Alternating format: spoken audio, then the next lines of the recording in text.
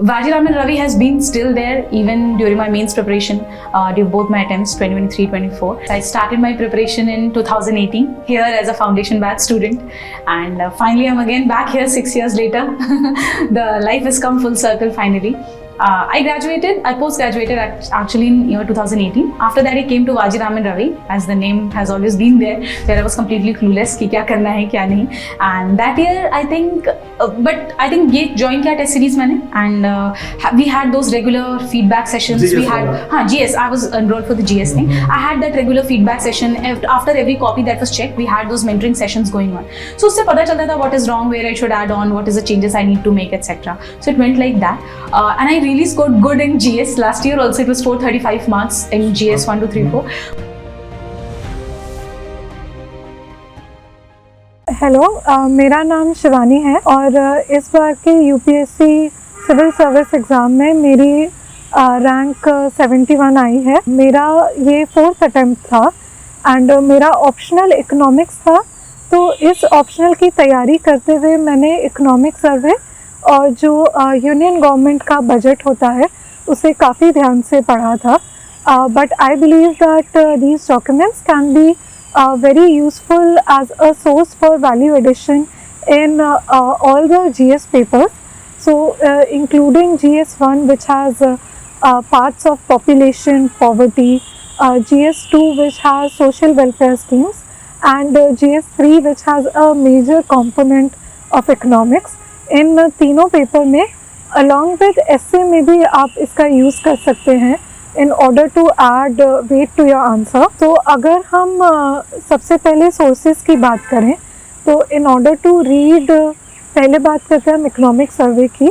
तो in order to read the economic survey, I don't think you need to read the entire survey cover to cover.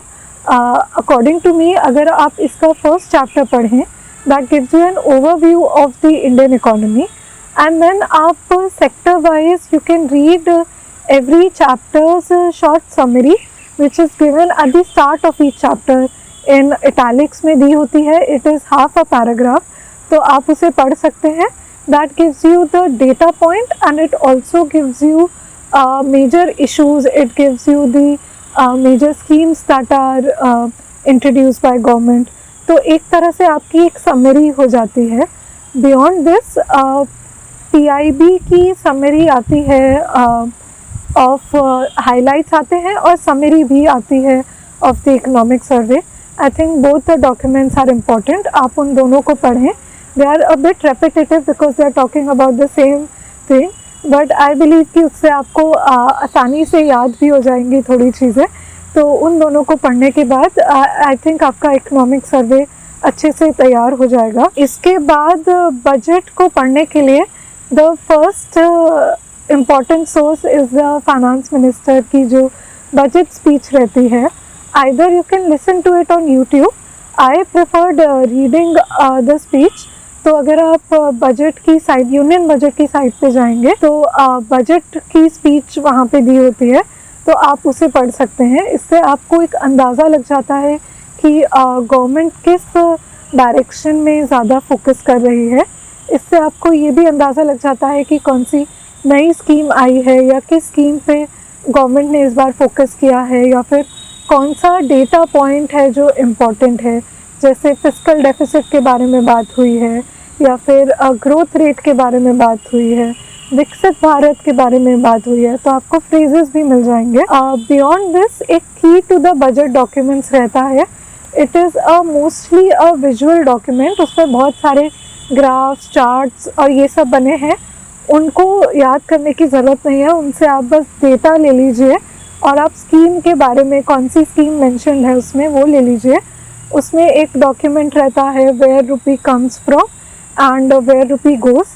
ये एक important part है जो आपका revenue और expenditure profile एक तरह से बताता है आपको गवर्नमेंट की. एंड बियॉन्ड दैट एक PIB की अगेन समरी आती है और हाइलाइट्स भी आते हैं. आप इन्हें पढ़ सकते हैं. इन सब सोर्सेज से आपका बजट अच्छे से तैयार हो जाएगा. नाउ जब आप ये डॉक्यूमेंट्स पढ़ रहे हैं, I think the 3 main things you can focus on. The first area is data, second area is the schemes, and the third area is the keywords which are part of these documents. So when it comes to data, I think it becomes important to understand कि जो भी data आप देख रहे हैं उसका use case क्या है, कि वो कहाँ पे मैं use कर सकती हूँ, उस हिसाब से मैं उसे याद करूँ. फॉर एग्ज़ाम्पल अगर मैं कैपेक्स का डेटा लेती हूँ तो आई can use this in an answer which talks about industries. अगर मैं फिस्कल डेफिसिट का डेटा ले रही हूँ तो वो मैं यूज़ कर सकती हूँ in an answer which talks about planning and budgeting में जो यूज़ हो रहा है उसमें I can use this data. Then इससे आपको याद करने में भी आसानी होगी, आप डेटा इजीली याद कर पाएंगे. आपका एक कंसोलिडेटेड सोर्स भी बन जाएगा, एक डेटा की शीट बन जाएगी एसेंशली, जिसे आप यूज़ कर सकते हैं in order to remember these figures. Then when it comes to schemes, जो भी स्कीम बजट में मेंशन थी मैंने उसे काफ़ी अच्छे से तैयार कर लिया था. जैसे सोलर रूफटॉप स्कीम हो गई या जल जीवन मिशन हो गया, इनको मैंने अच्छे से तैयार कर लिया था. और इससे एक गवर्नमेंट का कहाँ पे फोकस है, जैसे स्मार्ट सिटीज़ मिशन हो गया, वो भी आपको अंदाज़ा हो जाता है और ये आपके कंक्लूजन में भी आ सकती हैं. तो एक तरफ तो आपका इस पर सेपरेटली क्वेश्चन आ सकता है, बट बियॉन्ड दैट अगर आप इसे कंक्लूजन में यूज़ करें कोई आंसर लिखते हुए, जैसे कि अगर एग्रीकल्चर प्रोडक्शन पे कोई आंसर है तो आप न्यूट्री सीरियल्स के बारे में मेंशन कर दें, पल्सेस के बारे में आप मेंशन कर दें, तो एक अच्छा और होलिस्टिक आंसर वो आपका हो जाएगा. देन कीवर्ड्स की अगर हम बात करें तो काफ़ी कीवर्ड्स बजट स्पीच में आते हैं, जैसे कि विकसित भारत हो गया या फिर डबलिंग फार्मर्स इनकम हो गया, नेट ज़ीरो, पंचामृत. ये सारे कीवर्ड्स अगर मैं अपने कंक्लूजन में डालती हूँ तो एक पॉलिसी ओरिएंटेड कंक्लूजन मैं दे सकती हूँ अपने आंसर को, which I believe is very beneficial and again it adds a way to your answer and helps it make more complete in that sense. So इस तरह से आप बजट और इकोनॉमिक सर्वे प्रिपेयर कर सकते हैं फॉर जीएस के mains के आंसर्स के लिए. तो अगर हम इसके बात करें कि हम इसे अपने आंसर्स में कैसे यूज़ कर सकते हैं, एक कंपोनेंट होता है कि हम अपना डेटा को डायरेक्टली यूज़ करें. जैसे कि अगर हंगर के ऊपर क्वेश्चन आया है या फिर न्यूट्रिशन के ऊपर कोई क्वेश्चन आया है तो मैं ये बता सकती हूँ कि India is self sufficient in production of grains and currently जैसे कि इस समय हमारा 340 मिलियन टन से ऊपर हमारा ग्रेन प्रोडक्शन होता है. सो इस तरह से मैंने डेटा यूज़ कर दिया अपने आंसर में. So I think that adds value instead of me just saying कि India is self-sufficient and has excess of food grain production. अगर मैं specific बोल पाती हूँ कि India has इतना food grain production at present, but फिर भी hunger है, and then give reasons for why there is persistence of hunger. So इस तरह से आप data use कर सकते हैं in your answer. At the end, you can also use these documents in order to derive schemes from them. तो आप इनसे निकाल सकते हैं कि कौन कौन सी स्कीम्स मेंशन हुई हैं. जैसे कि अगर पल्सेस के ऊपर कोई स्कीम मेंशन हुई है तो again I can use that. Organic India के ऊपर कोई स्कीम मेंशन हुई है in the budget, I can use that in my document. तो इन सबको आप कंक्लूसिवली अगर अपने आंसर में यूज़ करते हैं तो आपका अच्छा एक आंसर बनता है और आप एक जेनेरिक आंसर के बजाय एक स्पेसिफिक आंसर बना पाते हैं.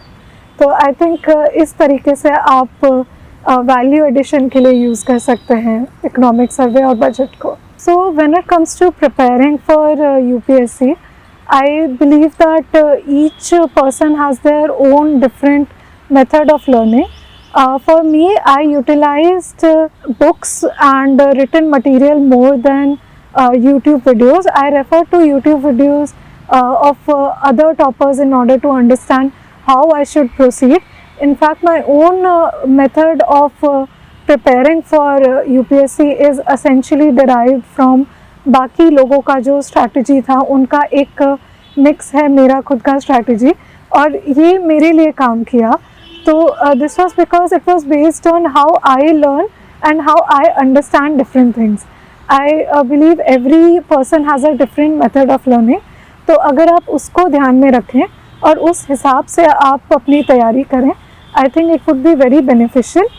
And again, one major thing about this is कि you'll have different sources, you'll have different coaching materials, you'll have different websites, you'll have different YouTube channels. आप अपना एक चैनल डिसाइड कर लीजिए, एक सोर्स डिसाइड कर लीजिए.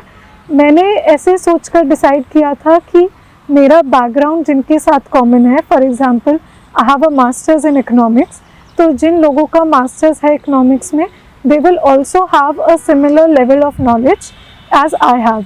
So I used that in order to finalize कि मैं किन sources को use करूँगी in my preparation. तो आप भी similarly use कर सकते हैं depending upon your background in education and your learning method. You can decide your own strategy for prep and proceed accordingly. At the end, I would like to add that DKT is a very good platform and it has provided immense help to me when I started out in my preparation.